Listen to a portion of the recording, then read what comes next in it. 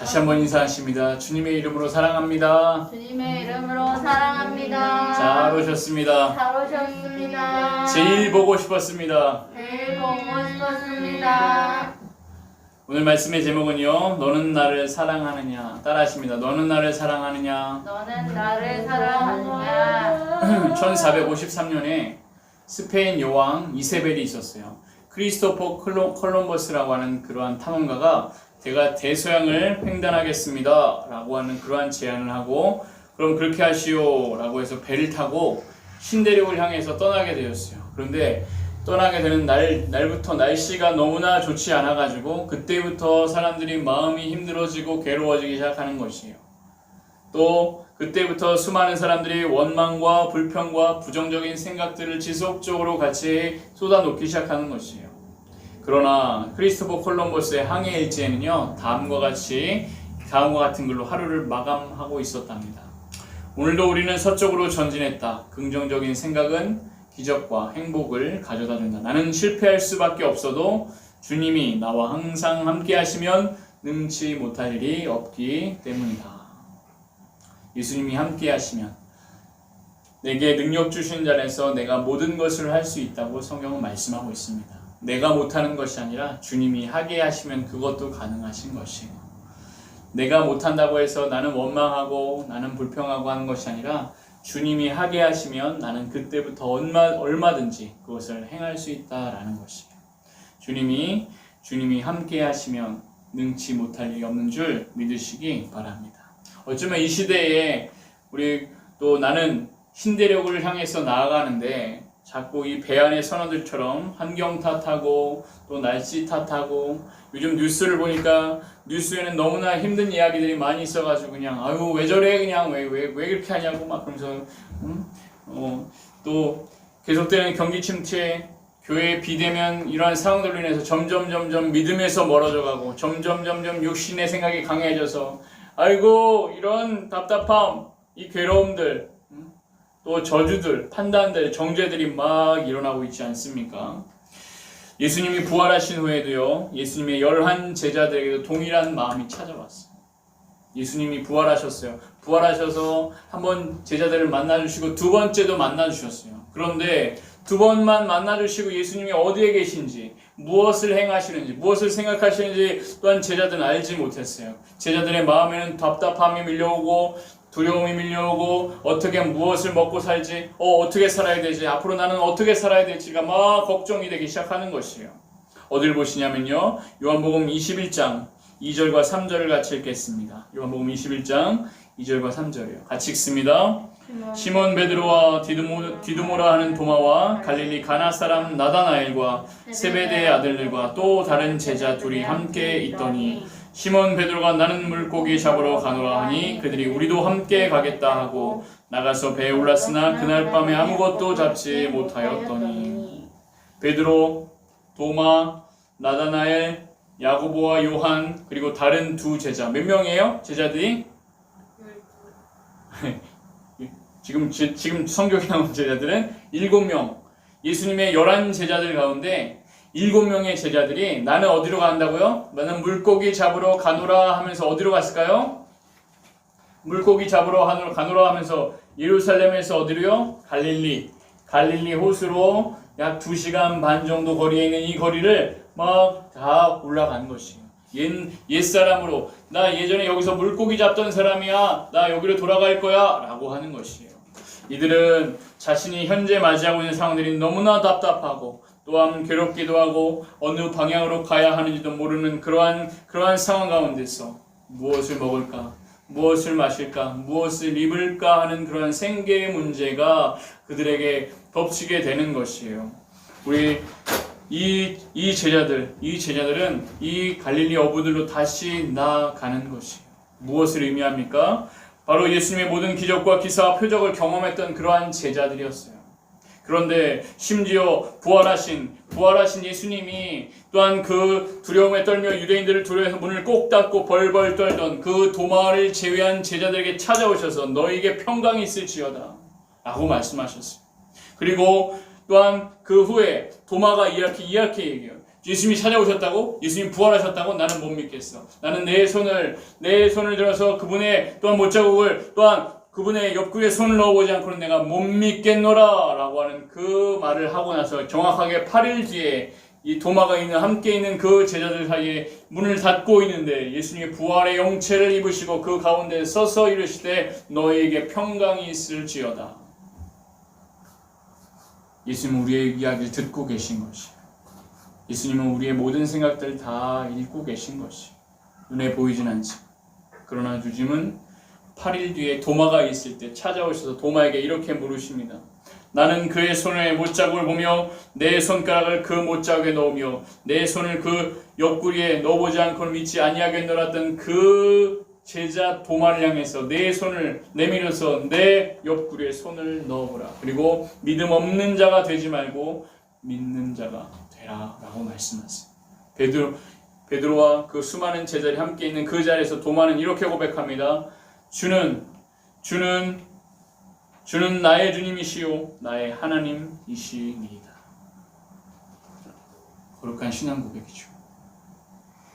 이러한 신비로운 경험과 예수님의 부활이라는 전 우주적 기쁨의 영적 체험을 가진 그러한 제자들이라면 그 베드로와 7명 제자를 그 7명이 나는 물고기 잡으러 가노라. 다시 옛사람으로 돌아가리라 라고 하는 거야. 나 이전에 같은 나 죄된 그러한 생활로 다시 돌아갈 거야. 생명의 성령의 법이 아니라 죄와 사망의 법으로 휘둘리던 옛사람으로 나는 다시 돌아갈 거야 라고 하는 것이 이전에 매여있던 죄의 습관으로 다시 돌아갈 것이야. 나는 불순종의 아들들에게 역사하는 영에 의해서 휘둘리던 죄의 종로로 타던 그 자리로 나는 돌아갈 거야 라고 하시는 거예요. 육신의 생각은 사망이요 영의 생각은 생명과 평안이라고 했어요. 육신의 생각을 가지고 나는 그대로 살아가겠노라 라고 하는 거예요. 어쩌면요 이들의 모습이 소름 끼칠 정도의 우리의 모습과 닮았다고 생각하지 않으십니까? 혹시 그러한 생각 안 해보셨어요? 아무것도 나 못해. 나 다시 돌아갈 거야. 나 예전에 그냥 나 예수님 믿기 전에 그러한 모습들로 나 돌아갈 거야. 말씀을 읽고 묵상하고 주님과의 친밀한 영적 소통이 날마다 지속되어야 되는데 그렇게 하는 것이 어떻게 보면 귀찮아지고 기도하기를 쉬는 죄를 짓지 않아야 함을 알고 있음에도 선한 것을 행할 줄 알면서도 행하지 아니하고자 하는 그 마음이 더 커서 나 하나님 마음에 두기 싫어. 나 감사치도 않을 거야. 나 거룩하게 하지도 않을 거야 라고 하는 그런 마음들이 혹시라도 더 커져 있지 않겠느냐라는 것이죠. 기도하는 일에 영적인 일에 태만하고 게을러서 자꾸 옛사람의 습관처럼 다시 이전의 모습으로 지금 나는 그렇게 지금 나아가고 있지 않는가라는 생각을 해보시기 바랍니다. 드라마가 자꾸 눈에 들어오고 또 영화가 자꾸 눈에 들어오고 또 할 수 있어요. 괜찮습니다. 게임도 찾고 이상하게 교회 가는 것이 귀찮아지는데 게임은 왜 이렇게 재밌는지 모르겠어. 게임은 우리 중학생들을 같이 다시 찾아와야 됩니다. 게임의 세계에서 건져내야 됩니다. 중학생들 어디 갔습니까? 게임의 세계에서 건져내야 돼요. 리그 오브 레전드에서 같이 빨리 얘들아 빠져나와 빨리 빠져나와 라고 이렇게 건져내야 돼요. 찬송이 내 입술에 가득해야 되는데 어느덧 저주와 판단과 비방과 비판이 정죄가 나의 입을 통해서 스스럼 없이 나오고 있지는 않으십니까? 현재를 살아가는 저희의 이야기가 아니겠습니까? 제자들은 점검했어야 됩니다. 나의 정체성은 무엇인가를 점검했어야 돼요. 그리고 주님께서 주신 비전은 무엇인가를 점검했어야 돼요. 그리고 우리가 달려가야 할 그러한 사명은 무엇인가 라는 것을 점검했어야 되는 것입니다. 비전교회 성도님들은 정체성을 잊어서는 안 됩니다. 정체성을 잊어서는 안 돼요. 주님은 우리를 무엇으로 부르셨다고요? 멀리서만 바라보는 그러한 제자들이 아니라 나 믿어. 나 주님을 믿지만 그냥 이 자리에 서서 안 움직이고 그냥 마음으로만 믿을 거야 라고 하는 그러한 제자들이 아니라 비록 넘어지기도 하고 비록 쓰러지기도 하고 또한 낙심할 때도 있지만 주님의 사역을 가르치고 전파하고 또한 치유하는 이 사역을 그대로 계승받아서 위임받아서 주님의 일을 똑같이 행하고 주님보다 더 큰 일을 행할 수 있는 그러한 사역 제자로 불러주셨다는 사실을 기억하시기 바랍니다. 사역 제자.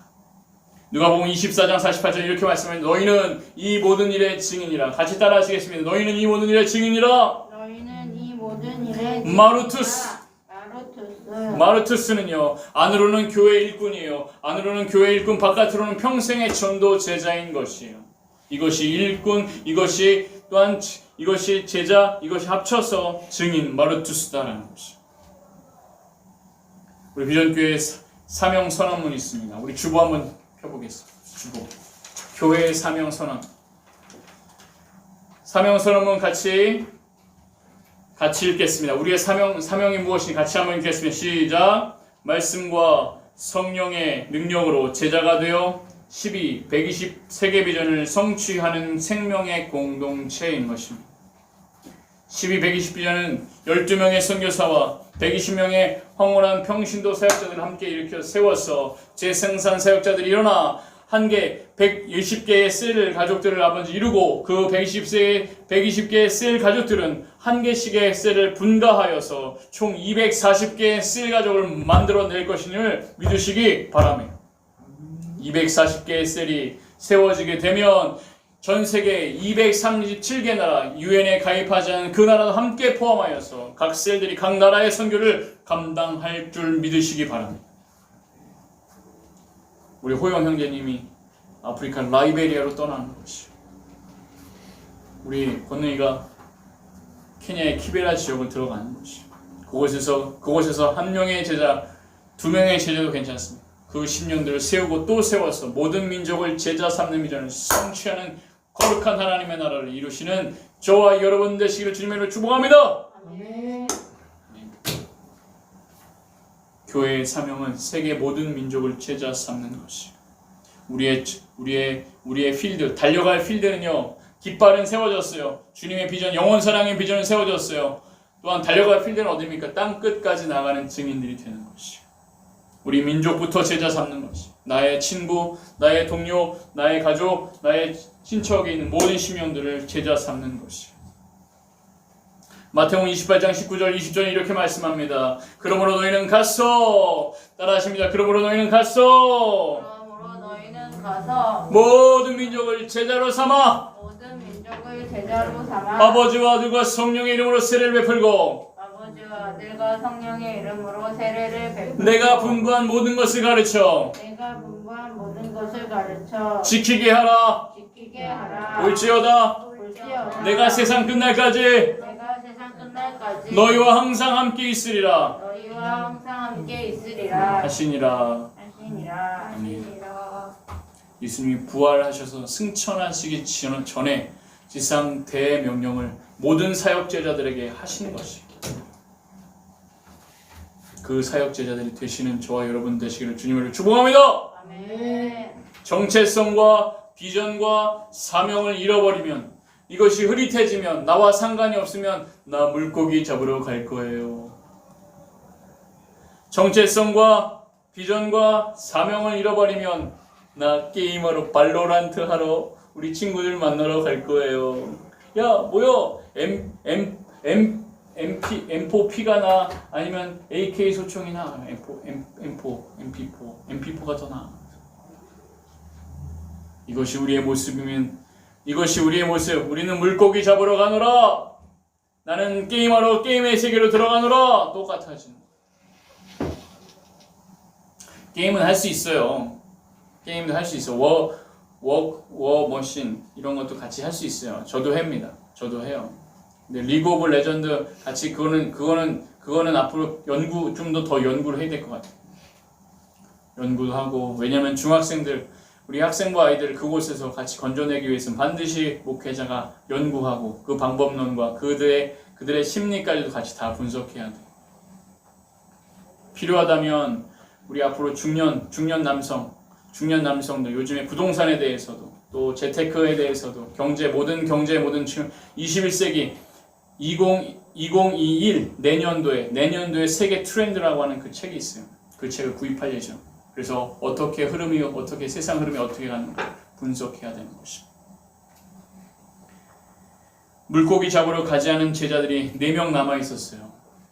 생각해 보세요. 호영 형제님이면 어떻게 하시겠어요? 호영 형제님이 예수님이시라면 11명의 제자들 중에 7명은 물고기 잡으려고 해가지고 북쪽 갈릴리로 도망갔어요.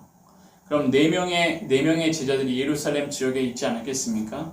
그러면 예수님이시라면 그 물고기 잡으러 가지 않은 그 4명에게 찾아가셔서 얘들아 다시 하나님의 비전을 세우고 정체성을 회복하자라고 하셔야 되잖아요.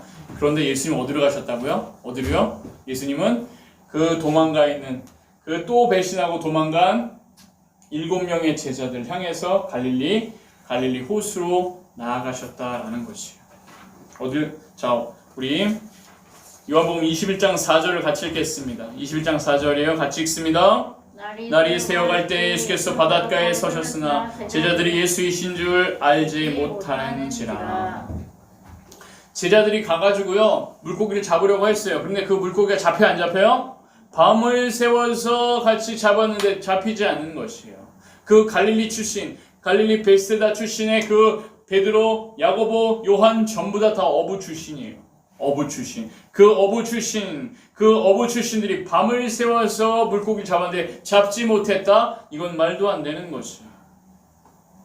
낚시 초보인 저와 예성이가 대부도 방아머리 선착장에서 바로 망둥어 2마리를 그냥 같이 1시간도 안 돼서 잡아냈는데도 불구하고 이 베슬라 출신의 어부 출신들이 한 마리도 잡지 못했다? 기적 중에 기적인 것이에요. 왜 그랬습니까? 왜 그렇게 했을까요? 예수님이 안 잡히게 하고 계셨다는 것이죠. 요한복음 15장 5절 말씀합니다. 나는 포도나무요 너희는 가지라. 그가 내 안에 내가 그 안에 거하면 사람이 열매를 많이 맺나니 나를 떠나서는 아무것도 할 수 없음이라. 우리 사역 제자로 부르심을 받은 그러한 심령들은요 예수님을 떠나서는 열매를 맺지 못한다라고 주님 말씀하고 계시는 거예요. 주님을 떠나서는 아무것도 할 수 없는 것이.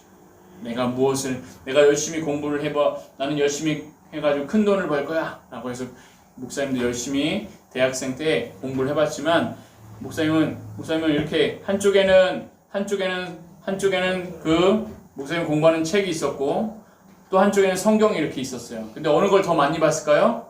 예수님이 어디를 더 많이 봤을까요? 공부책을 훨씬 더 많이 봤어요.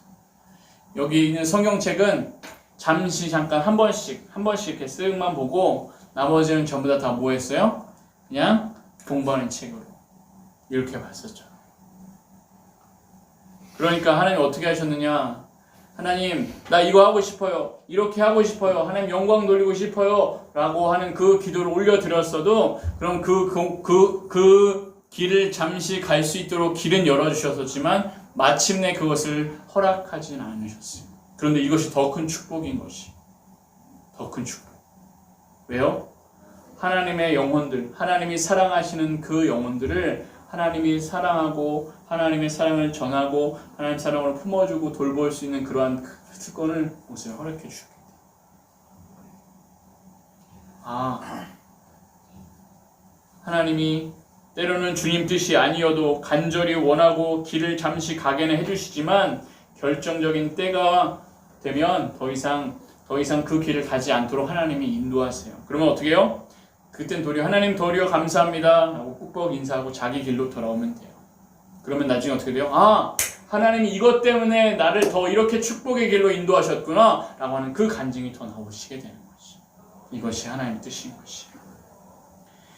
예수님은 제자들에게 명령하십니다. 이르시되 그물을 배 오른편에 던지라. 그리하면 잡으리라.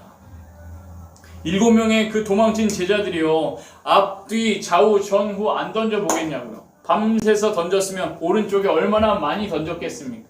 오른쪽에 얼마나 많은 낚시를 이렇게 던졌겠냐고요. 그런데 한 마리도 잡히지 않고 했었는데 여러분이라면 어떻게 하시겠어요? 그 맨날 던지던 그곳에 왜 또 던지라 하십니까? 라고 물어봐야 되지 않아요? 아니, 나 아까부터 계속 오른편에 계속 던져왔어요. 한 말도 안 잡혔어요. 라고 의문이라도 가져야 되지 않아요? 그런데 이 7명의 제자들은요, 그렇게 묻지 않고 왜 그렇게 해야 되는지를 묻지 않습니다. 아무 유익이 없고 또한 아무런 그러한 이유도 없음에도 불구하고 어떻게 해요? 같이 오른편에 그물을 던지는 것이. 그랬더니 153마리나 되는 어마어마한 그러한 물고기들이 같이 그 안에 그 그물 안에 꽉 들어차는 것이죠. 목사님이 그 갈릴리 호수 옆에 그 식당에 가가지고 베드로 물고기라는 그 붕어, 양식하는 붕어예요. 붕어 제가 같이 먹어봤어요. 붕어가 이만해요. 붕어 이만한데 튀겨서 나왔는데 맛있었어요. 그러면 붕어가 이만하면은 153마리가 그러한 붕어들이 같이 있다고 하는데 얼마나 이 잡으면서 어떻게 해요? 무거웠어요? 안 무거웠어요? 엄청나게 무거웠을 거예요. 그런데 딱 알았어요. 사도 요한과 예수께서 사랑하시는 그 제자가 저분은 주님이시다. 저분은 주님이시다. 저분은 주님이시다. 그때서야 부활의 주님이 자신들을 찾아오신 것을 깨닫습니다. 깨닫는 순간에 죄송한 마음들, 주님 죄송해요. 주님을 버리고 제가 도망갔었어요. 주님 잡히시던 그날 밤에 저희 다 주님 모른다고 하고 베드로는 다 부인까지 했어요. 죄송한 마음, 미안한 마음, 송구한 마음들이 자꾸 올라오는 것이. 주님의 비전과 자신의 사명을 잊어버리고 두려워서 옛사람의 자리로 돌아온 자신들의 모습을 부끄러워했을 것이. 무엇보다 예수님 잡히시던 그 밤이 자꾸 생각나는 거예요. 주님 나 모릅니다 하고 모른 척하고 도망갔던 그 일. 죄송한 마음. 배신자들, 낙인 찍힌 자들, 방황하는 자들, 제자 훈련에 실패한 그저 두려워 제자의 삶을 포기한 것처럼 보이는 아무것도 아닌 그들의 모습이 바로 자신들의 자화상이었던 것이에요. 그러나 부활하시고 세 번째 나타나신 예수님은 그들을 위하여 육지에서 숯불에 생선을 굽고 계셨고 떡도 굽고 계셨어요. 제가 주중에 고등어 정식 한번 먹어봤거든요. 고등어 정식 이렇게 구워가지고 맛있더라고요.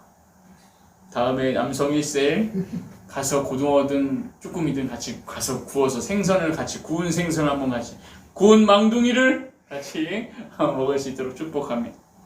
근데 누가 해줬다고요? 예수님이 행해주시는 거예요. 예수님이 제자들에게 숯불을 같이 구워서 숯불 위에 생선과 떡을 같이 굽고 계신 것이에요. 이 제자들이 어떠한 제자들이에요? 예수님 어떠한 제자들이? 예수님 모른다고 도망했던 제자들이에요. 그리고 예루살렘에 있지 아니하고 갈릴리로 도망쳐서 자기 옛사람으로 돌아가서 나 주님 제자 안 해요. 나 주님 교회 안 가요. 나 그냥 내 하고 싶은 대로 다 할 거예요. 라고 하는 그러한 제자들이었어요. 그런데 예수님은 어때요? 그들에게 찾아가셔서 숯불에 구운 떡과 또한 생선들을 지금 잘 준비하고 계신다라는 것이죠. 어제 저희 막내가 아침 식사로 아침 토스트를 같이 해달라고. 토스트는 원래 구워야 되잖아요. 굽지 않게 해주시고 계란은 완숙으로 해주세요. 그렇게 요청했어. 딸기잼을 발라서 알겠어요. 그렇게 해줬어요. 그랬더니 아빠 토스트를 잘 만들었는데 며칠 전에 사온 베이컨이 있었는데 베이컨도 하나 구워주세요. 그냥 먹어. 예수님은 배신자들을 향하여 손수 준비하신 그러한 아침을요 이렇게 말씀하세요. 와서 조반을 먹으라. 여러분이라면 그렇게 하겠습니까? 우리 예성학생이라면 그렇게 하겠습니까? 아니요. 나를 버리고 도망한 자, 또 나를 부활하신 예수님을 만났음에도 불구하고 그러한 예수님을 뜻을 찾거나 그 길을 묻는 자들이 아니라 여전히 자기가 먹고 싶은 대로 자기가 살겠다고 자기의 고향 옛사람의 자리로 돌아가서 그렇게 도망간 그러한 제자들에게 아침을 해주시고 싶은 마음이 있을까요? 예수님은 그들을 이미 사랑하고 계셨다라는 것이. 예수님은 이미 그들을 용납하고 계시다라는 것이. 그러한 연약함, 그러한 연약함에도 예수님은 포기하지 아니하시고 갈릴리 그 호수까지 함께 나아오신 것이. 도망한 제자들, 배신한 그러한 제자들, 사역 제자임을 포기하고 7명이나 다시 옛사람으로 돌아가 살겠다고 호수로 돌아와 고기 잡는 그 제자들, 도대체 무엇이 그들을 위대하게 하여서 주님이 그러한 대단한 영광, 그들의 특권을 누리게 하시느냐라는 것이.